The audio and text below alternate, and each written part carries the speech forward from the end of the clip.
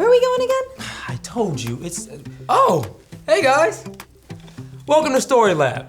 Today, we're looking at the story of a brave woman who faced a very uncertain future. Now arriving, the express line to the unknown. That's us. Let's go.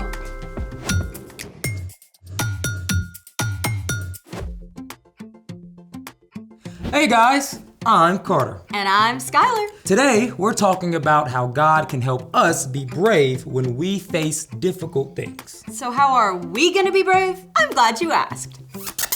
Bam! Or Bob? Welcome, one and all, to the Battle of Bravery. So, today, we're doing a trio of bravery challenges. These frightening tests will take us all around the globe. We will present a challenge of taste, a challenge of touch, and our finale, a challenge of terror. First up, taste. Let's do it!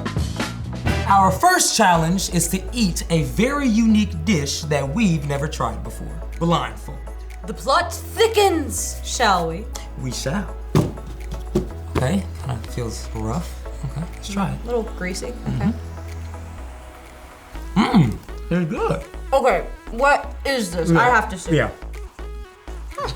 What is this? It's vareniki, a traditional dumpling made in Ukraine. It's so popular, there's even a statue devoted to vareniki in the city of Cherkasy.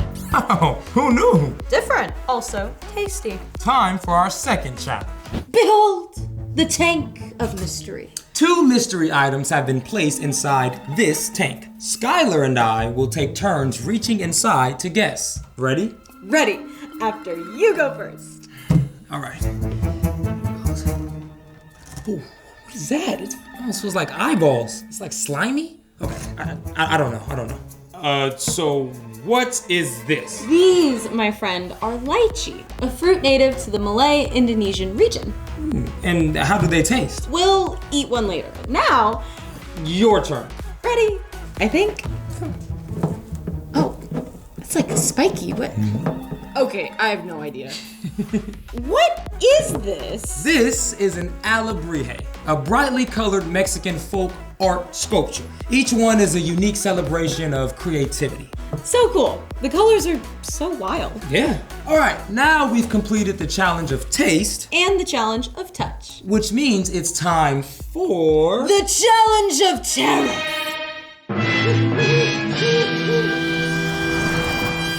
A balloon? What's so terrifying about a balloon? Just wait. I'm going to roll this die, and then whatever number turns up, that's the number of times that you have to blow up this balloon. Wait, why me? And blow it up until when? When it pops? Yep. Okay, that is slightly terrifying. Ready? I guess so. All right.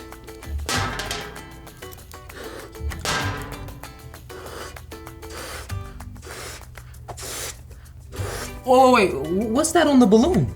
You're looking at a giant huntsman spider from Laos in Southeast Asia. These spiders can grow to the size of a dinner plate. Eek! Oh, very terrifying. Spiders and popping balloons? I hate waiting for it to pop. Cover your ears if you don't like popping balloons. Be brave, we can do this. Well, Congratulations! You have both shown exemplary courage in the Battle of Bravery. Whew, that was intense. Well, almost. I gotta admit, it felt good to be brave in the face of the unknown. And speaking of bravery, it's time for... The story before the story. Today, we're in Ruth, the 8th book in the Bible. In the beginning, God created the whole world and everything in it, including people. But when people turned away from God, the world was broken, and so was our friendship with God. Still, from the beginning, God had a plan to restore it all. God chose one man, Abraham, and promised to bless the whole world through his family. Abraham's family grew to become the Israelites. After 400 years of enslavement in Egypt, God led the Israelites to a new land. In the Promised Land, God sent judges to lead the people. With each new judge, the Israelites turned to God for a while. But then they would turn from God and go their own way again. It was a dangerous time. And it's where our story starts. Take it away. Hey everyone, I'm Brian. The time of the judges was filled with wars and uncertainty. Instead of following God, most people just did what they thought was right. During this time, a woman named Naomi and her husband Elimelech lived in Bethlehem. A great famine struck the land, and there was not enough food. So Naomi, her husband, and her 2 sons left for the land of Moab. During their time in Moab, Naomi's sons married 2 women named Orpah and Ruth. Sadly, Naomi's husband died, and later both of her sons died as well. Naomi was left alone with her 2 daughters-in-law. One day, Naomi heard that God had once again provided food in her homeland, so she packed up and started back home along with Ruth and Orpah. But as they set out, You two, go back to your families. You were sweeter than honey to me and my sons, but the hives run dry. Go home. But Naomi, What? You think I got more sons for you to marry? You wanna be single? In this economy? Go home. Find a new husband. Get your happily ever after, but don't come with me. The Lord has turned against me. when Ruth and Orpah heard this, they wept. Finally, Orpah kissed Naomi and left, but Ruth refused to go. Don't try to make me leave. Where you go, I'll go. Where you stay, I'll stay.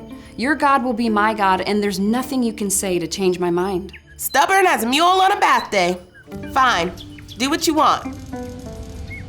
Must have been scary for Ruth to follow Naomi. I mean, she was moving to a brand new country with new customs, people she'd never met.